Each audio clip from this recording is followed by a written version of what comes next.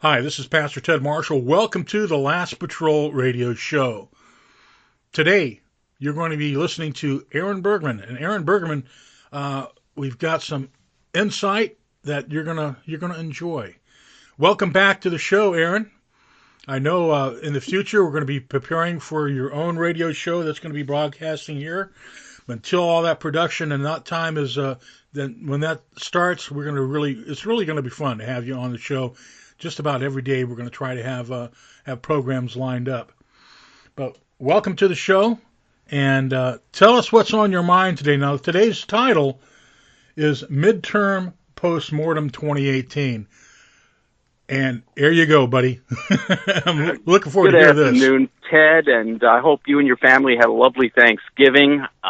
Looking forward to the Christmas holidays, obviously, and with last night's results counted in Mississippi, we have officially cleared the 2008 midterm elections, thankfully. And I think as traumatic as they were for all of us, for reasons we will get into in detail in today's show, I think we all needed some time to recuperate, and we needed some time to analyze and process the various results and to try to decipher fact from fiction in terms of the ramification of said returns. And I think now that the day after last night's most recent event, what I'd like to do during this postmortem, which is of course another way of describing an autopsy of the 2018 midterms, is I think it best that we work backwards, because so much has transpired since election night that I think the best way to proceed will be to start with the events of last night and the ramifications thereof, work our way back through the recount fiasco here in Florida and beyond, and then to election night itself, during which, as you're very well aware, I served as a poll watcher at 5 different precincts for a period of 8 hours on election day, and can also share just some off-the-cuff impressions and observations I had at these precincts. So, starting with last night and what this portends, and of course I'm speaking of the Senate race that was won handily, and the official results are in. It was an 8-point victory for the Republican Cindy Hyde-Smith. And as you're no doubt aware, Trump did 2 rallies for her in Mississippi on Monday. I'm sure you probably saw at least one of them. Yes, indeed. Okay, and that brings Trump's total in terms of candidates that he actively not only endorsed but campaigned for. In other words, his version of a stump is these rallies, obviously. So he's got a unique signature to what you can call his candidates. His record is he won 10 out of 12. In other words, 10 out of 12 Senate candidates that he came out and held rallies for were victorious, which is a great statistic in anybody's book. Would you not agree? Yes, indeed. This being the case, we now have a 6-seat advantage in the Senate, and I can't tell you how much that means. But in the simplest possible terms, in terms of our ability to move our agenda forward, what this essentially, this advantage of 6 gives us is a position we have not been in recent memory, which is a position where we do not have to worry which way the winds push Susan Collins or Lisa Murkowski, and now I dare say Mitt Romney, to vote against Trump or against our agenda. I think it's a huge factor, and it's an emphatic victory for the Republicans to gain this many seats in the Senate races. Obviously, the mythical blue wave, as we all knew, never came. And what I'm striking out on now are positives, and we'll get into the negatives shortly. But I want to start with some of the positive takeaways here, which would be first and foremost, obviously.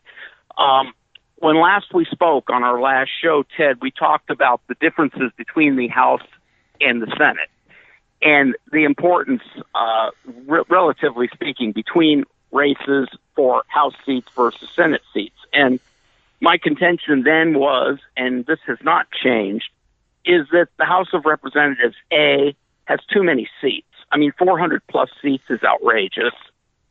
2, the House of Representatives is anything but representative of the country at large, because larger, more metropolitan states have a plethora more seats available to them than urban, or excuse me, than suburbs or the outlying areas. In other words, I believe the Senate is more representative of the greater population of the United States. But most importantly is the term duration, which is 6 years versus 2 years. My sense of the House is that the House is merely a seat for its own sake, and that when a person wins a House seat, the day after they're elected, their attention, for the most part, I'd say to the tune of 80% of their time, is drawn toward their pending reelection in 719 days, if you see what I'm saying. Mm-hmm. I would far and away rather win a Senate seat than a House seat. Oh, sure. And based on what I just shared with you, I'm sure you would tend to agree. Oh, yeah. Now, the Democrats and the media by extension have been trying ever since Election Day to convince us that this was a huge landslide by virtue of the results in the House, and that this reflected negatively on Trump. I would have to disagree with that assertion in the strongest possible terms. And the reason I say that is, again, going back to Trump's record of 10 out of 12, Trump's press conference the day after the election, wherein he said, look, you're talking about 400 plus seats. How many places can I be at once? I focused on the Senate, which was a very wise move on his part, because my further contention would be that this defeat in the House does not rest with Trump. This rests with our friend Paul Ryan.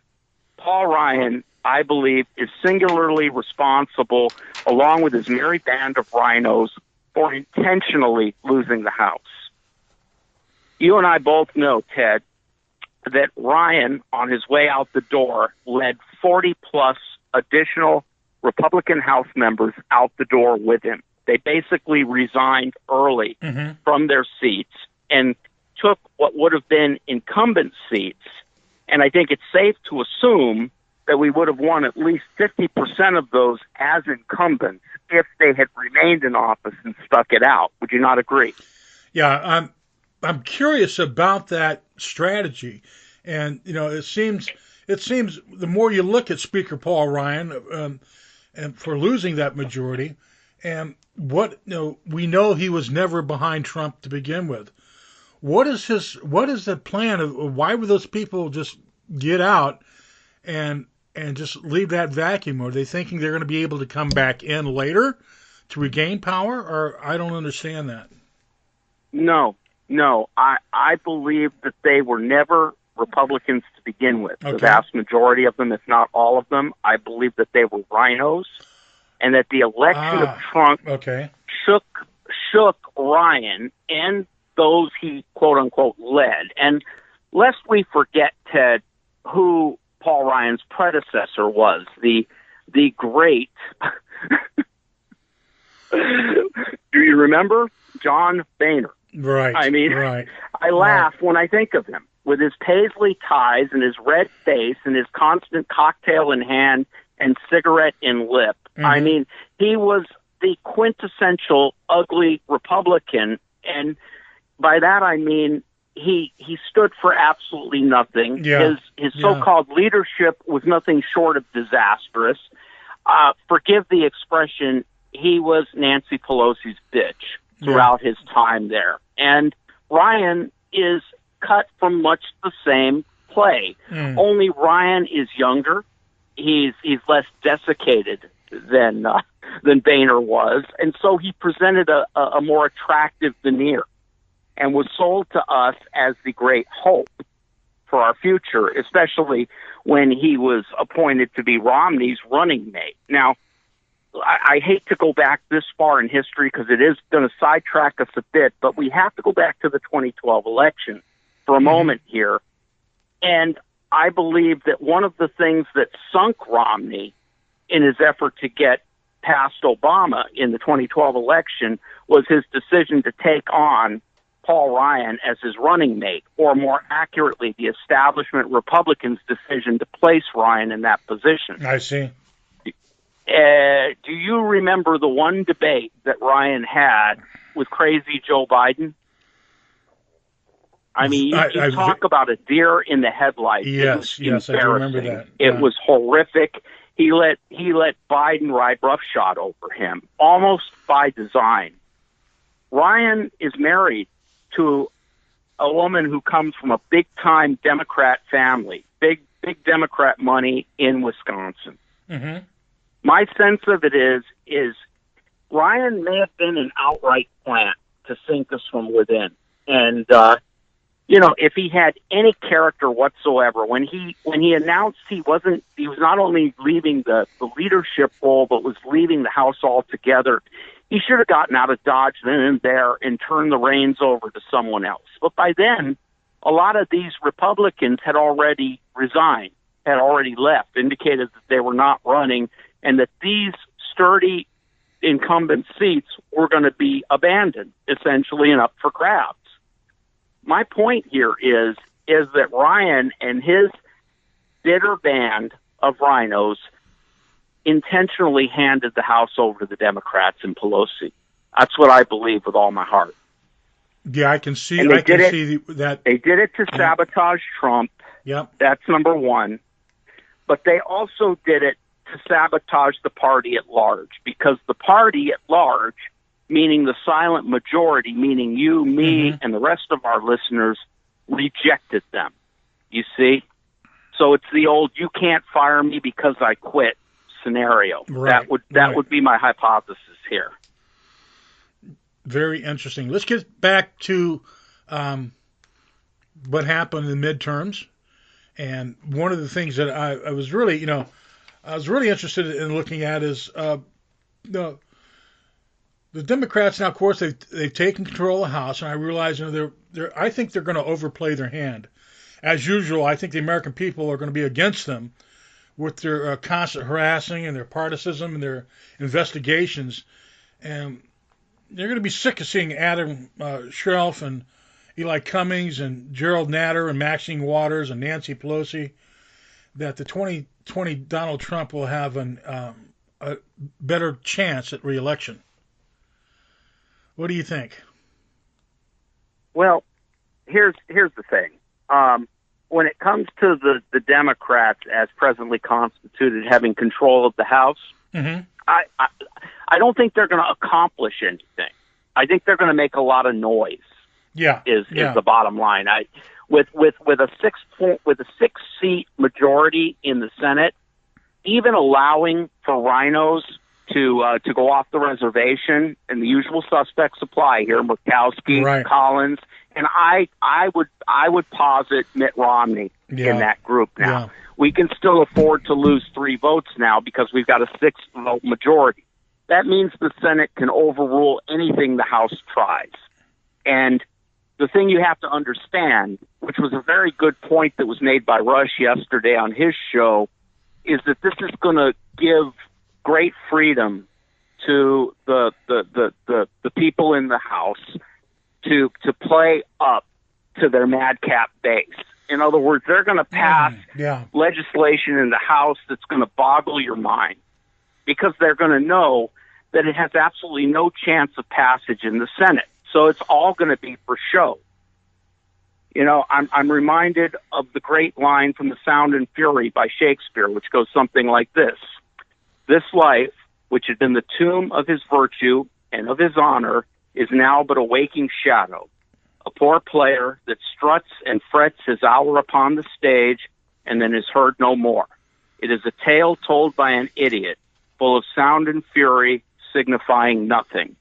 I think that would essentially be the calling line for what we can expect out of the House for the next 2 years, if that answers your question. Yeah, I think so. I think you got that. we've got to stay focused, folks. We can't just sit back and say, okay, just let this happen. And we've got to stay focused, and we've got to stay engaged. We got to stay informed. Uh, Tell me, let's talk about what happened and what you saw during the elections here in Florida. And I tell you what, you talk about our state being on focus again, the whole world looking, the whole world watching, and to see that this madness happening again. As I talked about before in a previous show, I know what a third world country elections are like. I was right in the middle of them protecting a presidential candidate for Haiti. And I was there, and when the vote boxes were brought into the area where they're supposed to be counting the votes, and they had two boxes there, and all of a sudden armed people came in with two boxes and said, "You will count from these boxes, not those." I tell you what's going on? Tell us about what you saw, and then tell us about what's your reaction to what happened in South Florida. Well, we're going backwards here, and the recount, obviously a national disgrace, goes without saying. But I think it was instructive, to be honest with you. Mm-hmm. I believe that this was a microcosm of sorts of the overall corruption of our electoral system, Mm-hmm. personified perfectly by one Brenda Snipes. I mean, she was the ultimate and perfect poster child to personify what has been going on below the radar, Mm-hmm. under our very noses, for many more years than any of us would like to think. Yes, indeed. And Trump flushes everything to the surface because he's not afraid to call a spade in public and over the heads of the media. And as horrible and disgraceful and embarrassing as that 10-day period was, I think it was very instructive, again, as I always hearken back to non-politically oriented people. Mm-hmm. In other words, man on the street, person that's busy earning a living, taking care of his family, meeting his or her obligations, taking care of their kids, their animals, what have you, that purposely recuse themselves from following politics too closely, could follow the bouncing ball on that one. And that's why it failed, by the way. And, when we talked on election night, I think we both feared something like that might be coming. Do you remember when I gave you a call Mm-hmm. at about 11 p.m. on election night? Yes. And I told you that I was very uncomfortable with the margins of victory by both Scott and DeSantis. Yeah, it didn't seem And right. I knew they were vulnerable. I knew that those margins should have been much larger than they were. And we'll get into the observations at the precincts at the end here as we're working backward. I want to stay on point, but I was not in good spirits that evening when we spoke, and neither, for that matter, were you or the missus, I gather. And you were watching Fox News, and you were watching them dance around and almost giddy at the notion that they were in a position to call the House for the Democrats, in the early hours of the evening before the West Coast votes had even been tallied. And with the Florida situation being what it was, I knew that there was going to be another shoe to drop because neither DeSantis nor Scott could win by more than a point. And of course, that brought us back to square one in terms of the progress you and I respectively felt we had made Mm-hmm. over these past 2 years to make inroads to voter blocks that previously had been off limits. And that was demoralizing in and of itself. And that, again, goes to, in an anecdotal sense, some of the observations I had at the precincts that further demoralized me in terms of dashing some of that hope that we'd accumulated over the past couple of years. That said, the recount effort was so clearly an effort to steal an election.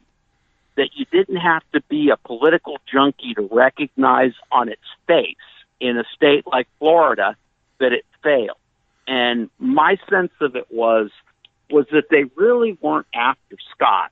I thought Scott was a means to an end because the differential between him and Nelson was so much smaller than that between DeSantis and Gillum, that they were going to try use Scott as sort of the canary in the coal mine, as it were. And if they were successful in terms of flipping the Scott election to Nelson, then they were going to move on to their prime game, which I think was the Gillum-DeSantis, because that was the one they really wanted. They wanted the governorship here in Florida very, very badly. And I can point to millions and millions and millions of dollars donated to Gillum's campaign by Tom Steyer in California, as well as probably Soros. So what their ultimate objective was the DeSantis-Gillum thing, I think. And they were just testing the waters with Scott. Now, I've got to give credit to Governor, now Senator Scott. He was very strong and very, very courageous in terms of the way he dealt with this. And I give him a tremendous amount of credit. I was very impressed with his response to this. And he basically took the slings and arrows while DeSantis was allowed to take the moral high ground and basically just go about his business. And I think that was a calculated decision within the party because that took away the Democrats' biggest weapon, which is always what, Ted? Race. Right. They couldn't make it a racial thing because both Nelson and Scott are obviously white. If DeSantis had to step in and play the part that Scott was obliged to play on the front lines, then I guarantee you the media would have made it a racial thing and made up a component and made it even more uncomfortable than those 10 days were. Yeah, they were trying awful hard to race bait that. They really were. And it was you see what I'm saying? Yeah, it was pretty disgusting what they were trying to do right on out in the open. In essence, what we've got here is a situation where Scott took the brunt of this recount fiasco, right? This attempt to steal the election on behalf of DeSantis, and basically diffused it at that level. Now, you need look no further than California to see where this exact formula has been both implemented and is working to this very day. The Democrats are continuing to flip House seats as we speak that went Republican on election eve and are now moving Democrat. What's happening there? How is that happening? What are they doing? Because there's nobody there that's going to stop it. Yeah. California is gone, Ted. Yeah. And that's what can happen, and that's what they want to happen here in Florida. This is scary stuff, seeing how they this just blatant madness that they're doing. One of the things I was really, the cheating that was going on, finding out, one of the things I noticed is on the recounts of the votes, and when they find dozens of boxes, I've never seen them finding dozens of boxes of votes that were Republican ballots. They only find Democratic votes. Joseph Stalin said that it's not the people who vote that count, it's the people who count the votes. And my gosh, exactly. That is exactly, and that's what's so terrorizing about this, because when you see these elections, what happened in Florida and Palm Beach County and Broward County, you see that going on, and it just sickens all of us that this is not our country. This is not what we want it to be, but this is what those that are trying to come into power want it to be. I think it's the word chaos. They want to create chaos. They want to disrupt, and they want to destroy from within the United States. And they want to destroy our institutions. Of course, one of our biggest institutions is that freedom to vote. But even though we vote, and our vote doesn't count because they're not being counted, that right there could lead to a real. And I was kind of concerned about what was going on if they really turned that up. I was hearing a lot of chatter from other sources that I have that This could be the tinderbox that sets off an armed revolt against what was going on. I could see that. We're close to that now. We're close to that now in certain places, and certain ideologies and certain things that people are thinking about. And we got to keep a real close eye on what's going on and what they're doing. We're on the razor's edge. Yes. I mean, recount notwithstanding, the margins of victory for Scott and DeSantis tell us a lot.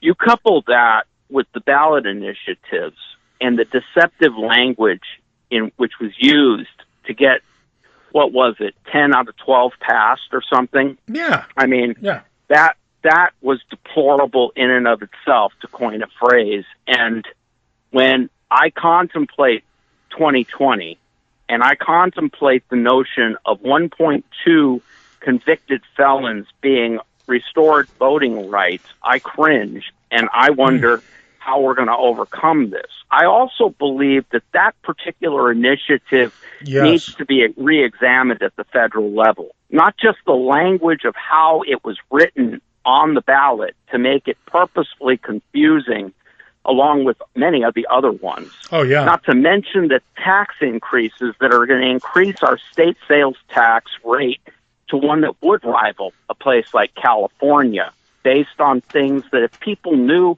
what they were voting for, they would never vote for. I mean, the tacked on issues with issues that didn't relate. I mean, the vaping thing being incorporated into a transportation bill. I mean, it was insanity. And I mean, I've read many legal documents in my business over the past 30 plus years. Mm-hmm. I had trouble deciphering those initiatives, those ballot initiatives. Yes. And, I was of the mindset, if it doesn't make sense to me, then just vote no.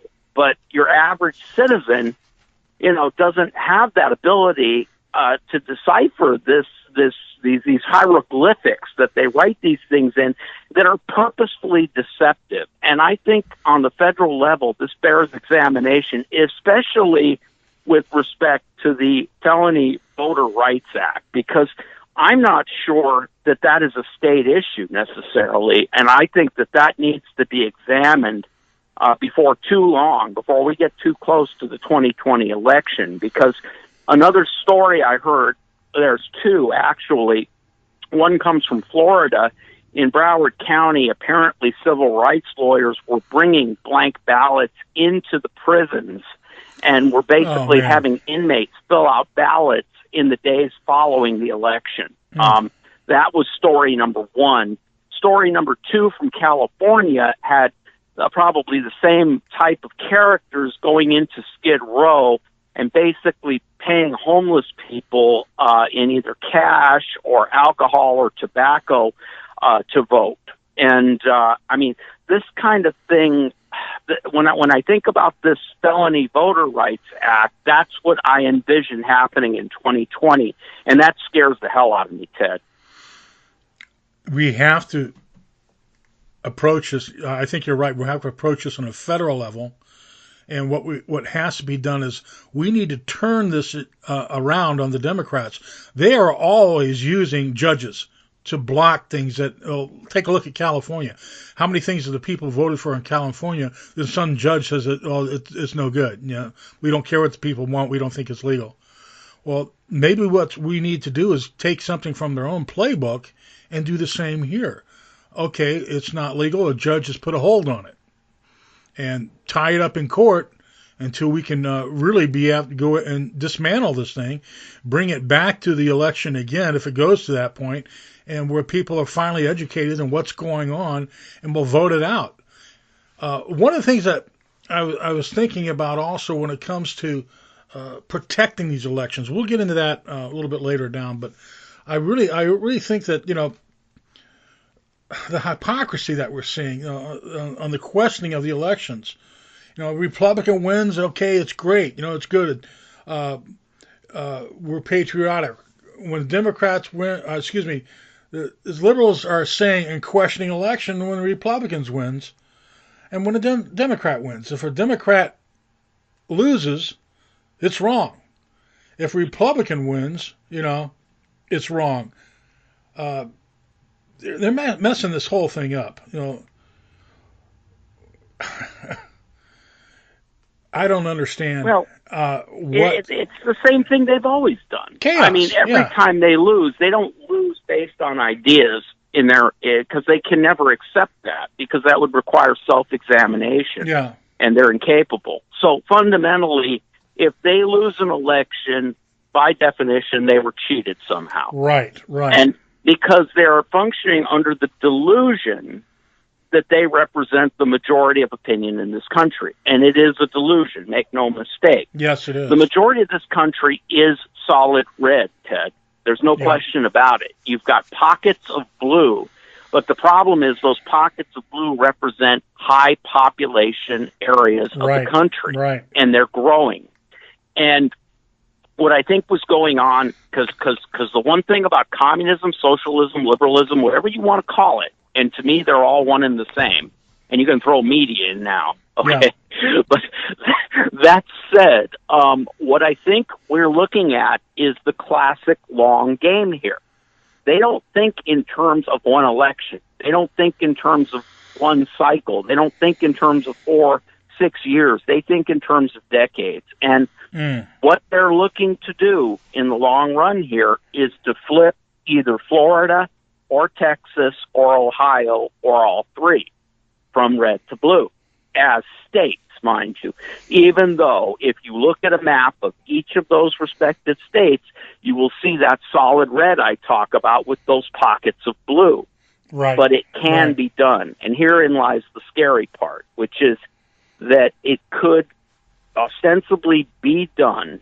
They thought they were working their way that way with Texas, with that Beto O'Rourke ridiculousness, okay? Right. And then as election day, approached, and they found that all their daily drumbeat, I'm speaking of the media now, in efforts to pump up this nothing into something, into the new Obama, as it were, to defeat Ted Cruz, were failing. At that point, they turned their attention to Florida and Gillum. And I really believe Gillum was their gold standard. That's what they were after. Because let's face it, Gillum's whole act was like a poor man's cheap knockoff of Obama. Would you not agree? True. So I need to stop you just for a second. We're coming across time for a station dedication. Just hold on for a second, Aaron. This is Aaron Bergman of No Excuses. You're listening to VRM Veterans Radio Ministry from WVRM Digital Broadcast Studios, Zephyr Hills, Florida, USA. Christian Talk, Variety Radio. This is Pastor Ted Marshall. We're back on the air again with Aaron Bergman, and this is on the Veterans Radio Ministry Network. And Aaron, let's discuss and pick up where we left off on what's happening with the elections and what the strategy is to flip these three big states that you talked about. Well, I basically laid it out in that you've got pockets of blue, and the way these pockets of blue are being cultivated and grown as breeding grounds to flip these states is through immigration, okay? Change the demographics and you change the voting trends, all right? And California is a classic example. And I've referenced many, many times in the past the Simpson-Mazzoli Act of 1986 under the second term of Ronald Reagan, which I would imagine came from the first George Bush, okay? And it was the first amnesty that was passed that forever changed the demographics of California and turned it into what it is today.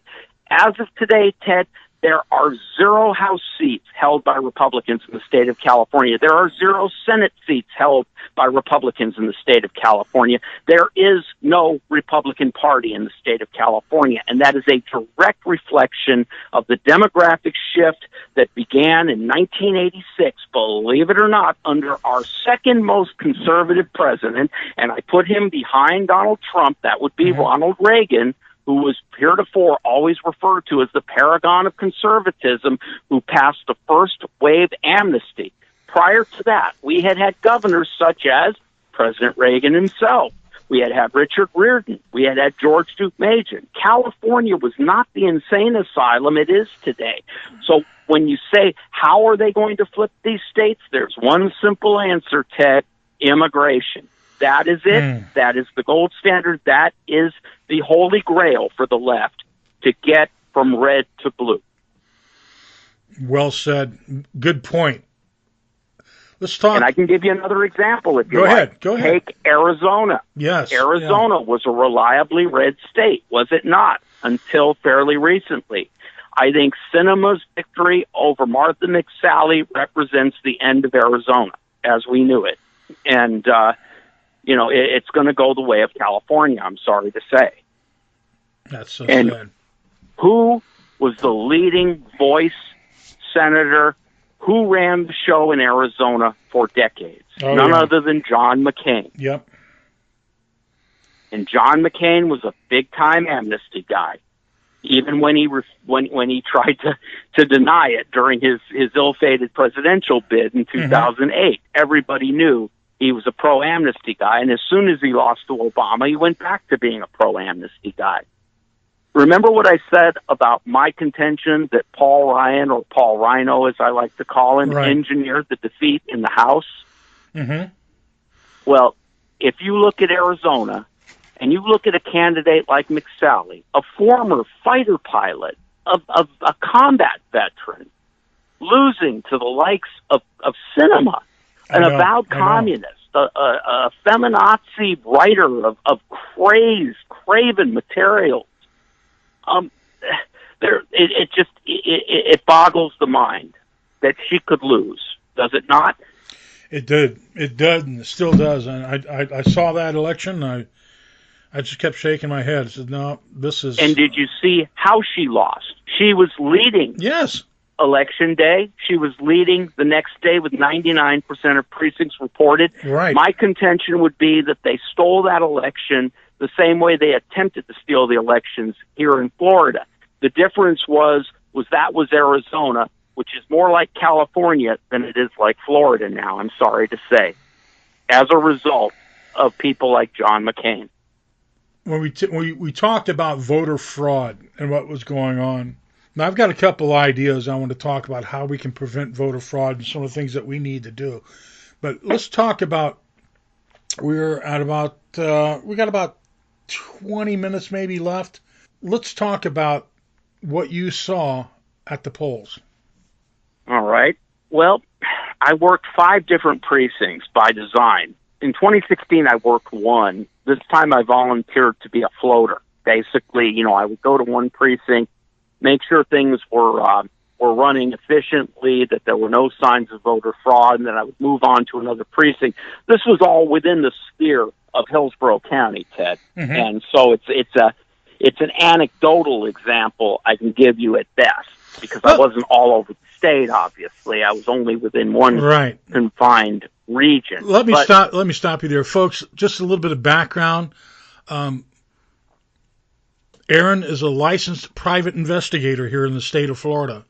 This is a guy that knows what to look for. This is a guy that is licensed as a private investigator, and for him to be on our side and also to be out there to look over what is going on is so important. We need to have more people like this that can actually be able to keep an eye and ears on what is happening on the election booth. Go ahead. Well, the signs were not encouraging, to be perfectly honest with you. Mm-hmm. I saw, and this is just anecdotal again, but I saw a lot of people wandering in, kind of not knowing where they were or why they were there, but they wanted to vote. Many of whom did not speak English. I saw a lot of provisional ballots being cast, but as long as they were put into the provisional bin and not mixed in with the standard, ballots, everything was copacetic. As far as the employees working the precincts and the polls, they all seemed to be doing a good job. Mm-hmm. They were all requiring ID. They were all, at least the places I went to appeared quite strong. It it seemed to be progressing well. Now, here's the thing that you also have to bear in mind, though. I predicted that there was going to be a tremendous amount of early voting, and that also proved to be the case. So these weren't exactly madhouses. I mean, I would say the numbers were on a par with 2016 in terms of numbers. There weren't a great many people lined up to vote, at least until I got to the last precinct, which was the one on Gun Highway, where you did have people lined up. And interestingly enough, upon arriving, there was another poll watcher there when I got there. And I was ready to move on to the next precinct until I realized that this was a poll watcher from the Democrat Party, which really kind of surprised me because I'd never met one before. So they actually had a poll watcher there from the Democrat Party, which kind of surprised me. The other thing that surprised me was how I was greeted at this particular precinct, because this was obviously more of a blue versus red stronghold, this part of town. When they found out that I was from the Republican Party, they kind of told me I had to stand in the corner kind of thing. Right. You know, sort of like the old dunce chair. And it was obvious to me, though, that a lot of the people that were in line there were not English speaking. As far as whether they were casting provisional versus standard ballots, I'd say it was about 50-50. But I did not see any hijinks. Let me put it to you that way. But in terms of the body language of the electorate, which is something we talked about on election night, I was highly disappointed, as we touched on briefly earlier, particularly in the parking lot. I saw, virtually all the African American people that I saw in parking lots outside the polling places were all wearing Andrew Gillum T-shirts. They all had signs, and that depressed me because if Ron DeSantis was African American, I wonder if they would have been wearing T-shirts of him. I don't think so. So it again goes to that age-old debate in terms of whether you can make inroads with people that vote in mass and their reasons for so doing. In other words, you say, is it strictly tribalism? Now, or have we come no further in the 2 years of Trump with black unemployment at its lowest level ever, or have we made inroads? And it's very hard to tell. And the reason it's hard to tell is because the left is so out loud and proud. And remember in our last show, Ted, we talked about the fact that the polls could not be relied on for anything. Well, that part proved true yet again, did it not? Right. I mean, remember Gillum +6, 2 weeks out? Yes. I mean, please, all right? But the bottom line is that it would do my heart good to see people of different ethnicities that are thinking and not reacting. And my sense of it is that Gillum's whole campaign was based on race. Because if anybody found out what he would do if elected governor, the vast majority would not vote for him. So all he had was the same thing that Obama used to great effect, is divisiveness. And then they turn around and accuse us of divisiveness. That's the classic faux pas here. Yeah. And, I mean, the day after the primaries ended, and he beat Graham and DeSantis beat Putnam, the whole don't monkey with it thing emerged, right? Yes. And then you can carry it to last night with Smith, where they were trying to hang this offhand comment she made about hanging something or whatever, trying to say that she, she's about 4.5 feet tall, and they wanted to portray her as, the Grand Kleagle of the KKK that was going to go out and lynch people. I mean, it was absurd.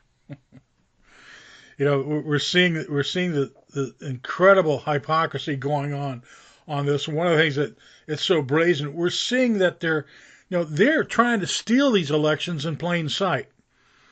And they're doing it in several ways. They're doing it by, one, letting the illegal voting that is going on, the all of a sudden, we're seeing there's a message out there. Then they're saying is that we're going to cheat. If we don't win, we're going to cheat, and we'll lie and we'll steal, and there's absolutely nothing you can do about it. Republicans have got to wake up. This whole country's got to wake up. We got to take steps to prevent illegal voting, and not only illegal voting, but the illegal counting of the votes. That is something we need to do. And to summarize this, I've got just a quick thing I wanted to run by you and see what you think about this. So one of the aspects of voting is one of the aspects of voter fraud is the Democrats' tactic of finding ballots after the votes are tallied. In order for votes to be found, they first must be lost, or were created in secret and brought out only to determine the Democrats' candidates who were losing, to help them. Really, how do you lose votes? How do you lose votes? You don't. You don't. I mean, what you do is you hold. It's just like immigration. The parallels between what you're talking about, Ted, and illegal immigration abound here. And let me express what I'm getting at here. All we have to do is enforce the laws that are on the books with respect to both issues, both election fraud and illegal immigration. We don't need necessarily more laws. We need to enforce the laws that are on the books. To wit, are you aware of the fact that you have 30 minutes as an election supervisor, like Ms. Snipes, to get all votes counted and in on the auspices of election eve? Yep. Okay, all we have to do is hold fast and firm to that. Any votes that come in after that 30-minute period are disallowed. End of story. Here's the other thing that I wanted to tell you that may work also, and that is we need to use our police powers, the local police, the sheriff, or even the state troopers. We need to make sure that all voting and counting locations, first of all, are checked before the ballots come in there to make sure, one, there's nothing hid away in storage rooms or something like this where can be pulled out. Also, during the counting process, we need to have good people, law enforcement standing by to make sure that the accuracy that these are the boxes that are being counted. Also, to prevent truckloads of pre-filled ballots, which you discussed earlier, coming from a prison or coming from we don't know where, coming and being brought in there. And they have to guard the locations to prevent post-election delivery of those boxes. There's ballots that will be found, and when needed, they got to stop that. We need to tighten it up. Also, the mail-in voting. It's riddled with fraud. We've got to make sure that when the mail-in ballots are, for instance, what happened to the military ballots in the Obama election? They weren't counted. In Broward County and Palm Beach County, all the military ballots, for some reason, were not counted. Why? Well, it's pretty obvious. We need to. Well, it's obvious, and it's personified by none other than Brenda Snipes, who, for some reason, was still there. And that therein lies another issue: is that we need to hold our representatives accountable to take action. She pulled this in 2016, and she was not removed from office. Yeah, I don't. Now she thankfully stepped down of her own accord after this latest fiasco to, I believe, avoid prosecution. That would be my guess. Well, this is what I don't understand. She was probably given an ultimatum. Even if she steps down, it doesn't mean that she cannot be prosecuted, correct? If things are found wrong, I suspect she was given an ultimatum: step down or be prosecuted, and she chose to step down. But my question is more pregnant than that. Yeah. Why did that not take place after 2016? Why was she allowed to be in place to work another election? And that troubles me, that we are so asleep at the wheel, or our representatives, more accurately, are so asleep at the wheel, that someone so overt, so naked in her willingness to commit fraud was left in charge of another election after being reprimanded for this very thing 2 years ago is very troubling indeed. Well, I got to tell you, I don't like the idea of somebody that does this type of actions, does this fraud, and just by stepping down, they're admonished from all crimes that they've done. I think it doesn't matter if you step down or not. If you decide to or not to, they still should be investigated. Charges should be brought. Some people need to go to jail. That would send a message to anybody out there in their government little jobs that they're still going to get their pensions, and all they have to do is just resign and everything's fine. They'll still get their pensions for life, and they can move on to wherever they want to do. I think that is going to stop the corruption. You're still responsible. When these people in Washington, D.C., well, we stepped down from our position. Well, I'm glad that you did, because you were going to be fired anyway. And guess what? I don't care that you stepped down. We're going to come after you. You broke the law. It doesn't make you above the law because all you have to do is just, well, I'll give up my job.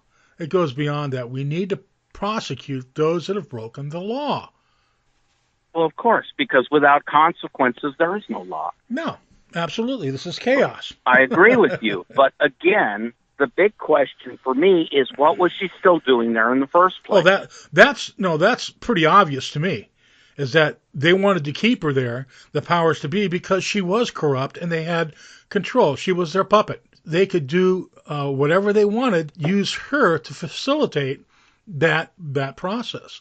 So of course she's going to stay in a corrupt county like that. I mean, it goes all the corruption. There's no way you're going to. You have a corrupt sheriff. You have a corrupt corrupt law enforcement. You've got corrupt county officials. You got this is purely, you can see what happens here. You've got all these people in line, all these people with their power, and nobody's going to question that. And I think when Governor Scott started bringing in the state troopers, I think they realized, and the sheriff office finally realized that, oh no, we're gonna really do our job now. We're gonna make sure nothing happens here. I think that's what we need to do. We need to. Thank God we did have that Governor Scott was there, because he had that power to do that, because he can walk into any county and fire the sheriff. He has cause, he can fire the sheriff. And if he sees that the sheriff's department is participating in a fixed election, a fraud election, he can fire the sheriff, and they can be prosecuted. Well, you can take it a step further. Remember the Parkland shooting? Absolutely, yes. What county was that in? Oh, yeah, Broward County. How many people were fired? I don't think anybody was fired. Precisely. So I'm just illustrating your point in even more vivid detail about the inaction of our so-called representatives to address this before it reaches a point of critical mass, as it did a few weeks ago, Ted. Yes. I agree with you. I'm not arguing prosecution is completely appropriate. Yeah, I believe it but is. But beyond that, what am I always telling you? I'm telling you the sniper in the tower has to be addressed first and foremost, the active shooter, as it were. Yeah. Okay? And the mere fact that she was reprimanded for this very activity in 2016, and again, there were no consequences. She was not removed. I mean, you can prosecute her anytime, but you get her out of there then and there. Yeah, one of the things that to do is to take her out of that county for prosecution. Take her to a state level, to another county, or someplace where even the judges are on that county are corrupt. We know that. So exactly. She's not going to be prosecuted. It was a fiasco, but it was a naked fiasco that I knew at the outset wasn't going to work, because it was just too naked. It was too blatant. Absolutely. Anybody could recognize it for exactly what it was. And from the perspective of Democrats, initially I think they went into it, it was a Hail Mary. Maybe we can do this. Aaron, we're running out of time, buddy. We're right up against our wall now. We're getting to the 55-minute mark, and we are just passed over it. But I want to thank you for being on the show today, and I ask everybody to look forward to Aaron and his new show. And Aaron, give us the title of your new show again. It's going to be called No Excuses, Ted. No excuses, Aaron. Hey, thanks again for being on the show. Thank you, Ted. Always a pleasure. Hi, this is Pastor Ted Marshall. I want to thank you for listening to the Last Patrol radio show. And Aaron Bergman, like I said, Aaron's going to be having his own show on the VRM network. We hope you enjoy it. WVRM, Veterans Radio Ministry, here at the WVRM Digital Broadcast Studio. Thank you for listening to The Last Patrol.